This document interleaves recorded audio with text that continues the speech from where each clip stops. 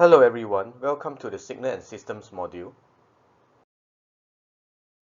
Today in our first lectures, we will talk about fundamentals to signal. This is the module learning outcomes for our course, and for today's first lectures, it will be on learning outcome 1, which is to evaluate signal and systems to understand their properties. Today's outline, we will first introduce to signals and what is signals. And then we'll talk about different types of signals, followed by fundamentals signal functions. There are a few different of them. And finally, it will be signal operations that we can add signals, subtract signals together. First, let us look what is a signal. A signal is basically a physical variable that will change with time. So for example, a speech signal.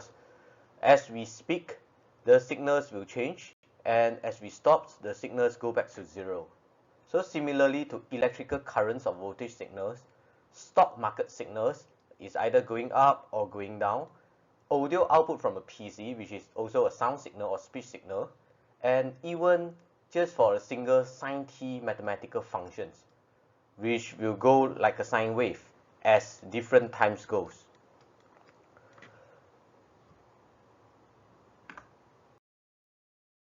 Why do we need to study signal?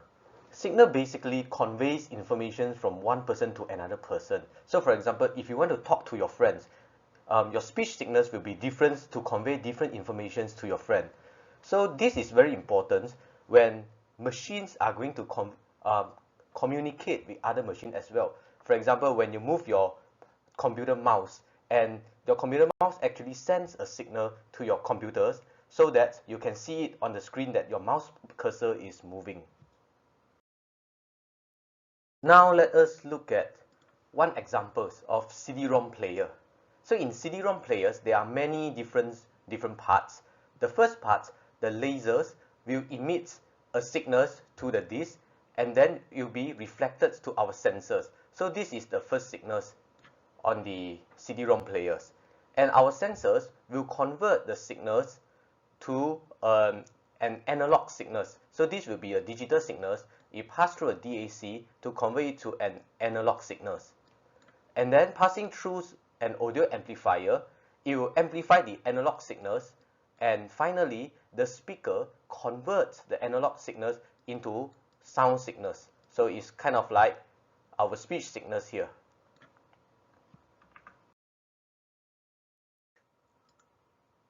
And for our second examples, a smartphone. And this is much more complicated than our first examples because there are so many different types of signals, so many different types of sensors and peripherals within our smartphone. So I will leave it as an exercise for yourself to identify all different types of signals in this smartphone.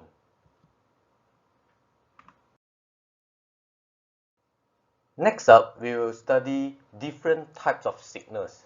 So in this table, listed out a few different signals classifications. So usually these four, continuous time, continuous value, discrete time, discrete value, will be cluttered together. And then deterministic or random signals, periodic or aperiodic signals, even or odd signals, real or complex signals, energy signals or power signals. So I will explain each of these signals individually in the following slides. Now let us look at continuous time signals. From the name itself, you can deduce that the time axis for these signals is actually continuous. So for example, we can have a signal that looks like this, or we can even have a signal that looks like a square wave. So many misconceptions that this particular signal, the second one on the right, is not a continuous time signal, but it is indeed a continuous time signal. So the difference between signals number 1 and signals number 2 is that signal number 1 is called continuous time and continuous value signal, whereas signal number 2 is called continuous time with discrete value signals, where the values of the signals are actually on discrete. is either just, for example, 0 and 1 here. Whereas for discrete time signals, we have our time axis that is discrete. It only works on certain instances. So for example, these signals, we have a discrete time signals that looks like this, or we can also have a discrete time signals that has discrete on both axes, where even the value axis is also discrete. So for example, this signals is also a discrete time signals. So similar to the notations on the continuous time signals, this one, the signal number 1, is called a discrete time signal with continuous value. Whereas signal number 2 is called a discrete time signals with discrete value. Now let us look at these examples. For the signals on the first, the blue signals, what kind of signal is this? So for time axis, we look at the time axis first. It's a continuous time axis, and for the amplitude axis is also continuous. So we call this a continuous time, continuous value signals.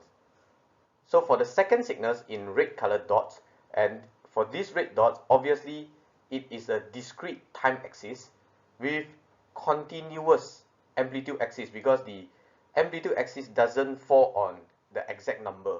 So it is called a discrete time but continuous value signal. So for the third one, it is discrete time again, but now if you can see, each of the green signals are actually falling on the exact numbers. So in this case, they are both discrete. So we have a discrete time and discrete value signal. Finally, if we join up each of the green dots together, we will still obtain continuous time now. But the values of the amplitudes are all discrete. Therefore, it is a continuous time and discrete value signal. So this slide is the examples for you to work at home. The answer will be reviewed after 5 seconds.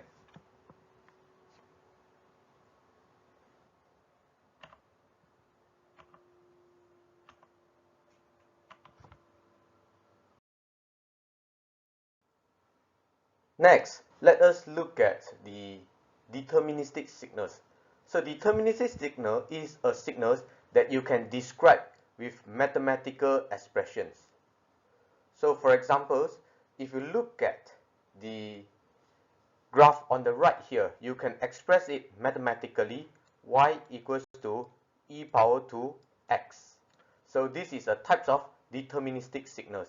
So any type of signals that cannot be represented by mathematical expressions is not a deterministic signal. So for those signals that cannot be represented mathematically, we actually call it a random signals. So these random signals, examples are speech signals. Speech signals are usually randoms because you can't really predict it or you can't really calculate it using a mathematical expressions. So for analysis of random signals are usually done using statistically methods, whereas for the deterministic signals are usually done using mathematical too. Next up, we have periodic signal. So periodic signals, the name itself implies that these signals will repeat consistently over a period of time. So for example, if you look at graph number 1, this is a continuous signal where it repeats every few seconds over here. And if you look at graph number 2, this is a discrete signal and it also repeats every few different timestamps. And these periodic signals can always be represented by these equations, where we say the x t plus a certain amount of positive numbers will be equals to xt itself.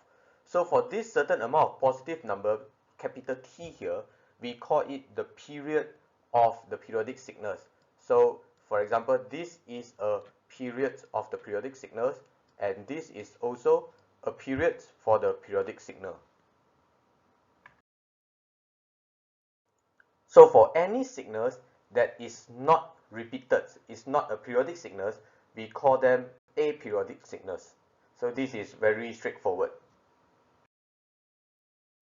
Now let us look at this signal. So the questions asks, well, the question is actually tells you that this is a periodic signals, but let's say the question asks if these signals are periodic signals. If looking from the mathematical expression itself, where it gives you x naught equals to 1, x1 equals to 2, and xn equals to xn minus 1 minus xn minus 2, you cannot really tell whether this is a periodic signal or not. So one best thing you can do when it is a discrete signals is that you can easily list down every single number. So for this case, you list down x2 and you calculate using the formulas, x3 calculate using the formulas, and all the way until you see a familiar repeat on the signals. So if you draw it out, this signals, of course, is a discrete time signals and also discrete value signals. It has a started with 1, 2, go back to 1, then -1, -2, and -1. And you notice that on the 6 steps, it actually repeats here and kind of repeats again on the 12 steps. So this is indeed a periodic signal, and to find out the periods of these signals, you just find out the 2 points where the signals are repeated. The signals are the same. So in this case, this is a period of 6. Now, even and odd signals. So an even signals is a signal that reflected on x-axis. So it kind of looks like a mirror image through the x-axis. Then this is called even signals.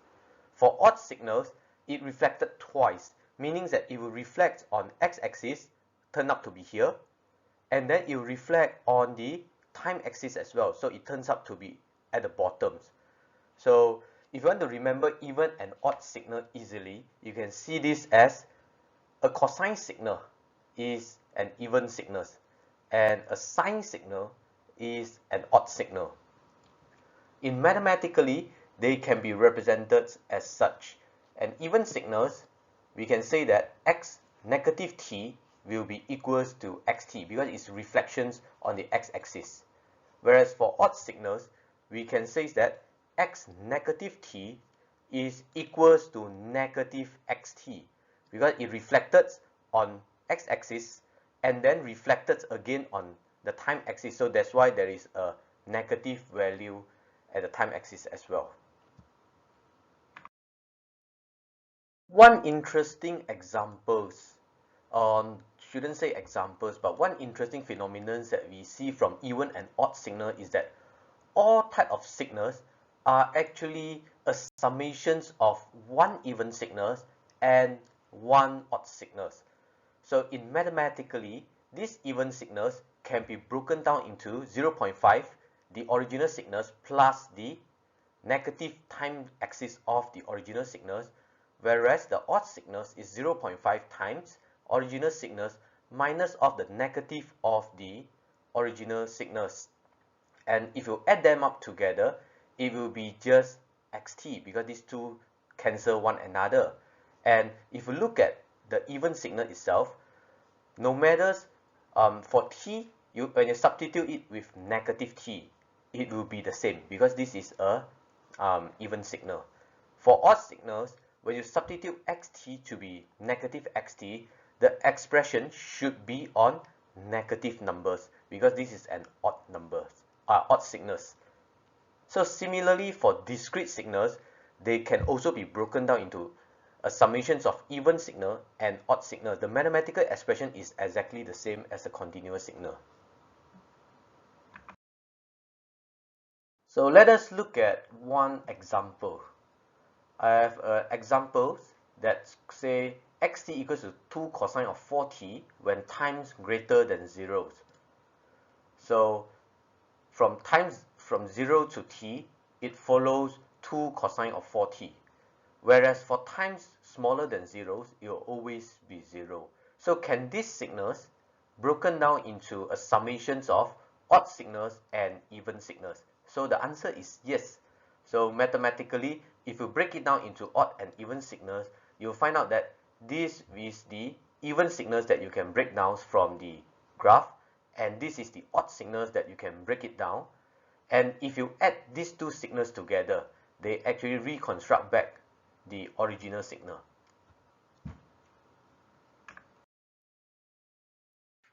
In the notions of real and imaginary or complex signals, it is very straightforward. For real signals, the signal has only real parts.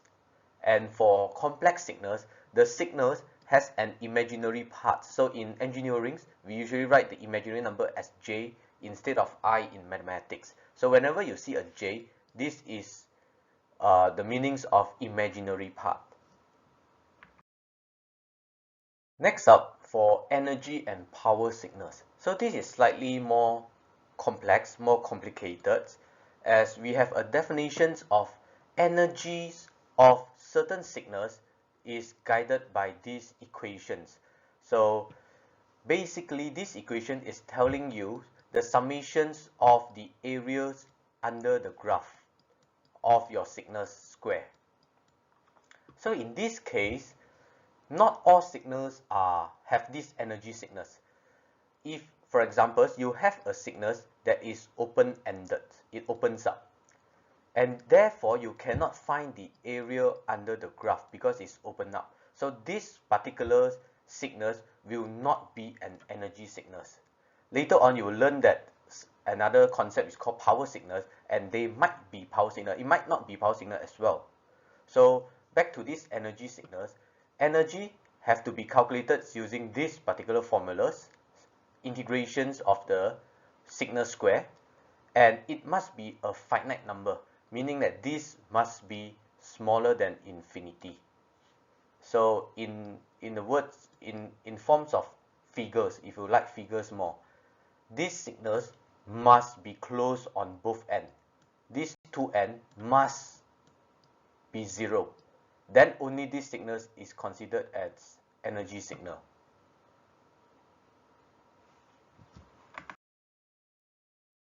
Next is the power signals. So for power signals, for certain signals that cannot find its energy, for example, it doesn't close at the end, sometimes we might be able to find the power of the signals. So usually power of the signals are calculated as the average of the signals. So this only works if your signals is periodic. Let's say I have a signal that looks like this and is periodic. So to calculate the powers of these signals, if you apply these formulas on it, you can actually get an average. And this average is called the power of your signals. So in order for power signals to exist, your signals should be periodic.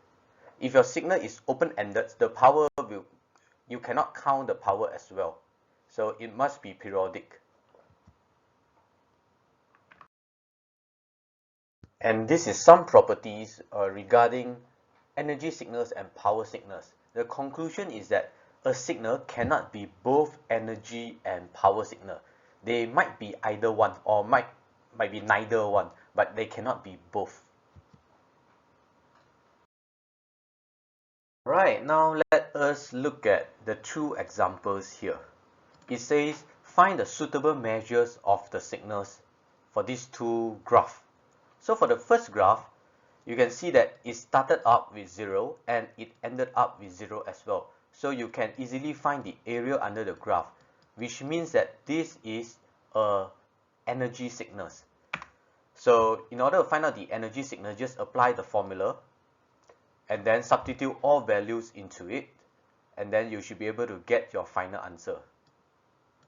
And for the second signals, is obviously a periodic signals. As I've mentioned earlier, periodic signals, you need to find a power. You can find the power of the signals, which is the average of the periodic signals. So in this case, to find out the power of it, you apply the power formulas, and you should be able to get the final answer as well. Next up, we are going to learn certain fundamental signals. So for all these signals, most of them you might have already seen it in your life.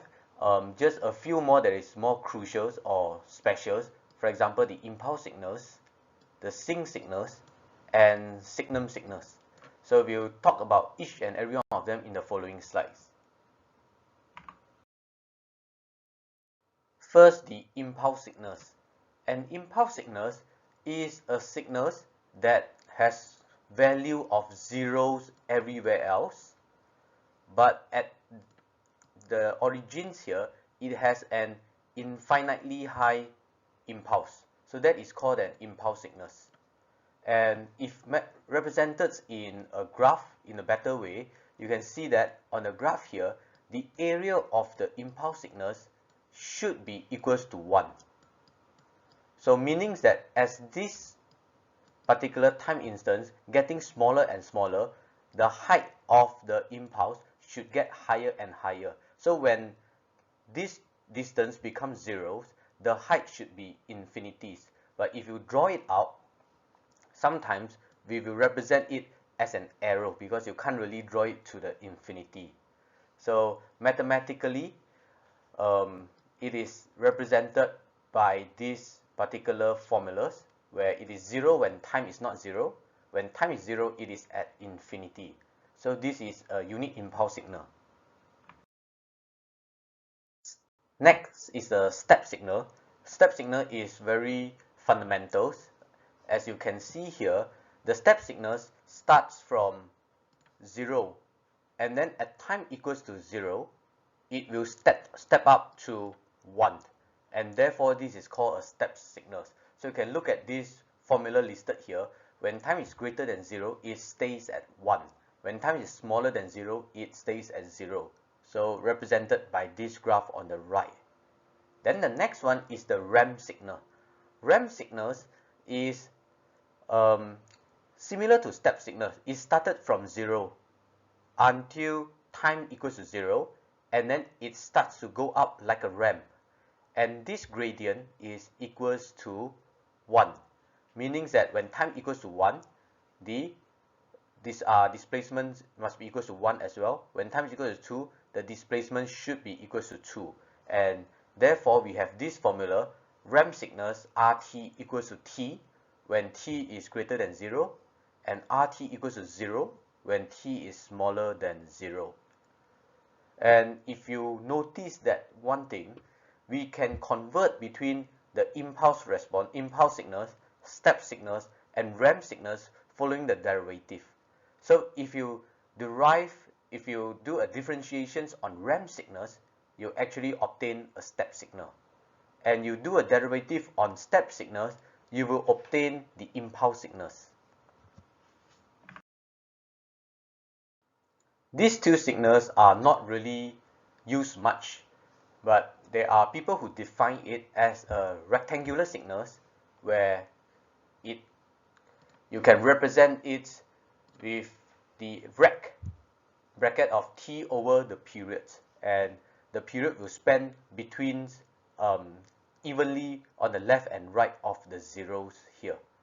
So at any time before negative t over 2, it will be 0, and then it will go up to 1, and until t over 2, exactly 1 period. So you add up these two, they are actually t, and then it will drop back to 0 again. So it looks like a rectangular. So therefore, it's called a rectangular signal. And similarly to a triangular signals, it represented in this formula, the signal maintains 0 until negative t, raise up to 1, and then drop back to 0 again at t, and then it stays all the way on 0. Next is the signum functions or signum signals. A signum signals tells us that whenever t is smaller than 0, when it's negative numbers, any signums of any negative numbers, it will come out result as negative 1. And then signums of any positive numbers, including 0, it will come out result as positive 1. So therefore, we sometimes can call the signums function as to tell us whether the number is a positive numbers or negative numbers. For example, signums of -9 will be equals to -1. Signums of 10 will be equals to 1. And then when it comes to this sync signals, sync signals is slightly more complicated. Sync signals is defined as sine of the signals divide by a sine of certain numbers divide by that numbers, and that numbers is defined over here. And if you plot the sync signals out, you see that it will actually has ripples before and then goes up to 1 and then continues with the ripple. So it is an even signal where the left side of the signal is like a reflection of the right side of the signal. So this sync signal, later on you will find it very useful when you do Fourier series and Fourier transform, which you will learn in this course as well. Alright, before we go into real and imaginary signals, let us review what you have learned in complex numbers in your previous studies. So complex numbers are represented in the forms of a real numbers plus an imaginary numbers. So these imaginary numbers, like I said earlier, in engineering we usually use the notation of J. And there is actually another form that we can write our complex number as. So if you look at the graph on the right, this is a real axis, this is imaginary axis. So if you have a complex number that is at this point, which is x plus j y, and then you can also represent it with a polar form. And in this polar form is simply just r e power to j theta, where theta is the angles from the x-axis. And this Euler formula tells us that we can actually decompose the e power to j theta into cosine of theta plus j sine of theta. So this point is actually cosine of theta, and this point is actually sine of theta, which you can do it easily using trigonometry here. So this Euler formula is very crucial later on. You will use it a lot. So please do remember to always refer to the Euler formula. Now let us look at examples, how we can change the Cartesian form to the polar form. So as you remember earlier, the polar form is expressed in this e or re power to j theta. And this theta corresponds to the angles from the x-axis, while this r corresponds to the distance to the point. So for r, it always uses Pythagoras theorem. So you have 1 and 2. So using Pythagoras theorem, you get a square root of 5. And for theta, is just the arctangent of the imaginary numbers over the real numbers. So in this case, you get the 63.64. So therefore, this is your final answer for first case. For second case, again, for r, you can easily find it using Pythagoras theorem, 1 and 1. 1 and -1, but doesn't matter because it's Pythagoras theorem. And for theta, this is slightly more complex. One method that you can use to find out the correct quadrants is that you should actually draw out. So let us draw out the axis. This is real and this is imaginary. So I will change to the other colors to draw. So this is 1 and this is -j. So your graph is actually looks like this. And this will be your theta. And this, the length will be your r. So r is still the same. Using Pythagoras theorem, you can find the length, which is square root of 2. But for theta, you can actually use arctangent again to find out arctangents of y-axis divided by x-axis. However, because this is on the quadrant number 4, so therefore, this is 1, 2, 3, 4. In quadrant number 4, your theta is a negative number. So therefore, you have to put a negative in front. So your answers will be square root of 2 e power to negative j 45 degree. And 45 degree, sometimes we can write as pi over 4, where pi represents 180 degree. So now let us look at complex exponential functions. So you need to use up whatever you have learned in the past two slides, the Euler formulas and how to convert between Cartesians and polar form. So a general complex exponential formulas is defined as C e to the power of at. And this C and A can be either real numbers or complex number. So we look at case by case. For the first case, where both are real numbers, this is actually just a real signal itself. So for example, when C and A are both real number, so in this example, C is half and A is negative half. So you actually find a negative exponential signal that looks like this. If A is positive, you get a positive exponential signal that has the shape of the second graph here. In this second case, we have our C as a complex number, where A is just pure imaginary numbers. So now let us write A as j omega. So if we substitute A as j omegas into the systems, into this particular formula, you will find out that this one, the e power to j theta will become omega t plus theta itself. And therefore, by using Euler formulas, you can split the signals out into two parts. One part is the cosine part, and one part is a sine part with an imaginary symbols in front of the sine parts. So these signals actually got splitted out into two different signals. A real signal is a cosine signal, while the imaginary signals is a sine signal.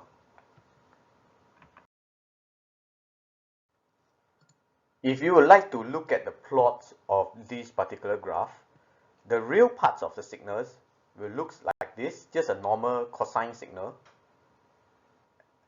And the imaginary parts of the signals is again just a usual sine signal, because it's just cosine of certain numbers plus j sine of the other number. In the third case, where we have both A and C to be complex, so let's say A is r plus j omega and C is in Euler form, A e power to, or in polar form, A e power of j theta. So we substitute all the variables into our general equations, and we ended up with two parts again. One part as the real parts, where we have a constant, or not a constant this time, certain signals that can change with time, multiplied by the cosine of the signal. And then on imaginary parts, we have something similar, a certain signals multiplied by the sine of another signals. So if you look at the graph on the next slide,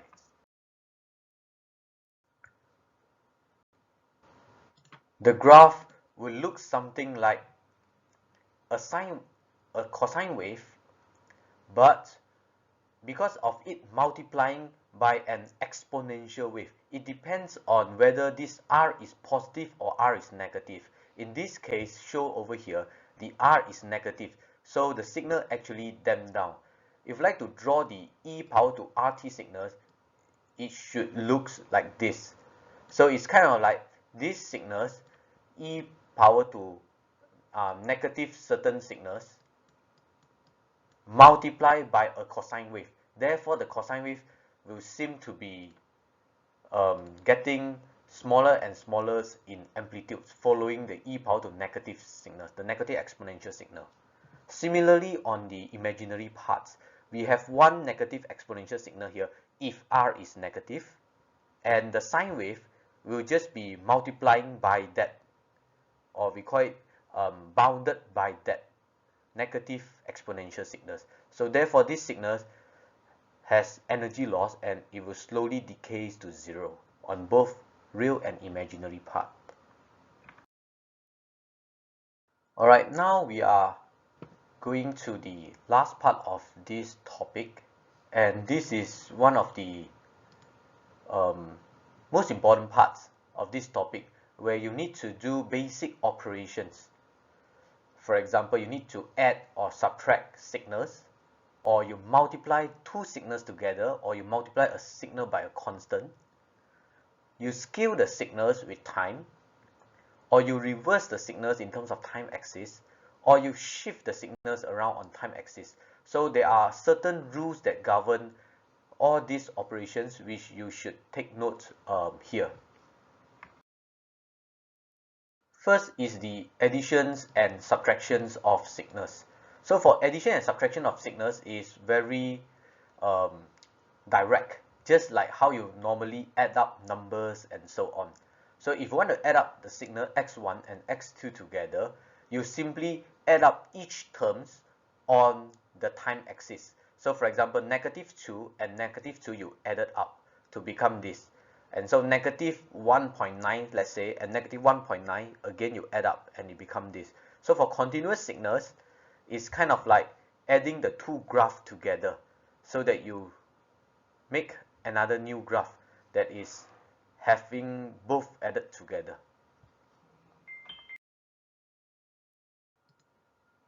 For multiplications, is similar to the addition. What you need to do is to multiply both the graph on the same time axis. So for example, at this point, -5, you have to multiply with the point on the graph at -5 as well. So in this case, it's 0. Therefore, there's no -5 here. So all the way 0 until -3. And from -3, you multiply by the -3 over here. And therefore, you get a graph that's slowly increasing. From -2 to -1, you multiply by -2 to -1 here, which is 1. Therefore, you get a graph similar to what you have multiplied. And so on and so forth to have your whole span of time domain. So it is like, in summary, just to multiply the two graphs together in terms of time axis, -5 with -5, -4 with -4, all the way until the graph has ended. And therefore, you will get a new graph that is a multiplication of both the graph. Next up, we have something slightly more complicated, which is the time scaling of a signal xt. So in time scaling, it means that we are multiplying a constant to the time within the signals. So for example, xt, we multiply by an alpha. So it becomes x brackets of alpha t. And for time scaling, if your alpha is greater than 1, your time scale are actually shrink by the 1 over alpha. Therefore, when the bigger the alpha is, the smaller your time scale will be. And on the other hand, if your alpha is smaller than 1, this alpha must always be greater than 0 because it shouldn't change the sign of t. When your alpha is smaller than 1, then you are actually expanding the time axis of it, again by 1 over alpha.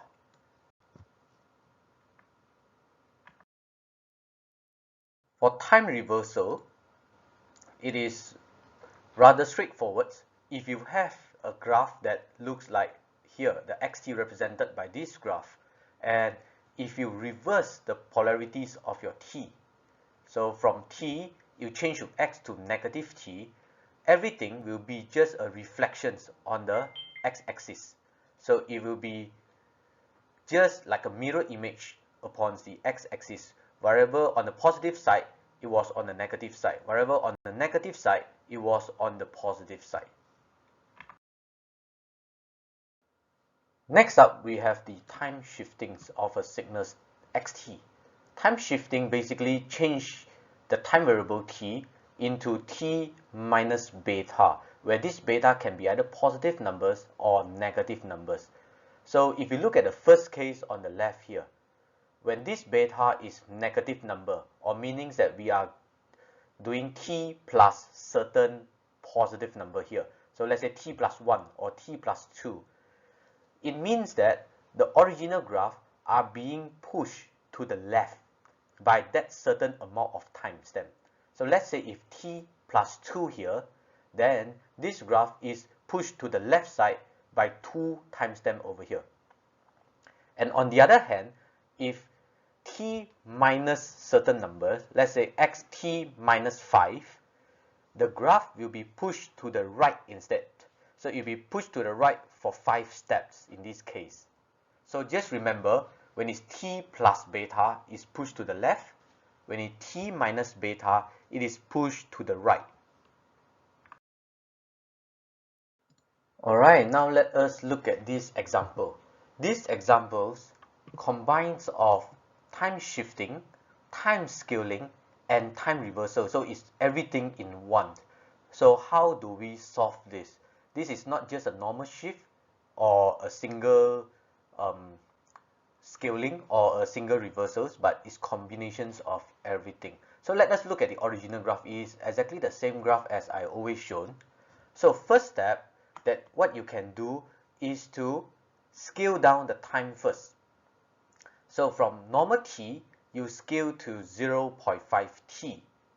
So when you do scale by 0.5 t, as I mentioned earlier, if this number is smaller than 1, you are actually expanding your graph. So your graph will look like this. The expansion is 1 over 0.5, which is 2 in this case. So negative 1 become negative 2. 2 will become 4. And second steps, what you can do is that you shift the graph first. So in this case, you are going to shift the graph 2 steps. Why is it 2 steps? Because now your time axis has already multiplied by a 0.5. So although it's a shifting of 1 steps here, you should make it shift 2 steps so that when you substitute the 0.5 t on it, you will get 1 plus 0.5 t here. So this is actually a 2-step shift to the left because this is a positive number. So it is shifted 2 steps to the left. And finally, we do a reversals. So instead of 1 plus 0.5, we need to do a reverse on t to make it 1 minus 0.5. So the reverse of t is just to change the signs of variable in front of t. So in this case, reverse of it is a reflection on the x-axis. So it becomes this as the final results. It's just a reflection and everything will be just mirror image of the previous answers you get. And one thing you should take notes here is that you should always do time shift before time reversal. So this one must always be done first and this one must always be done on second. If you do it on time reverse, then only you shift it, you will actually get a wrong answer for this case. So please remember, do shift first before you do the reverse. And alright, that concludes our topic for this week. Is basically just introductions to all kind of signals where we have different types of signals, continuous, discrete, deterministic, random, periodics, and so on. And we have you are introduced to a lot of different elemental signals. Some are more important ones such as impulse signals, sync signal, and sine signal, which you might not have seen before. And finally, you learn on signal operations where you can add, subtract, multiply, and shifting, reverse, or scalings of the signals. In the class of next week, you will learn on systems itself. So your module is called signals and systems. So this week you are learning on signals, and so next week you'll learn on systems. So I'll introduce you on a lot of different types of systems: linear, non-linear system, causal, non-causal system, memory, memoryless systems, and finally time varying or time invariant systems. So I will see you next week.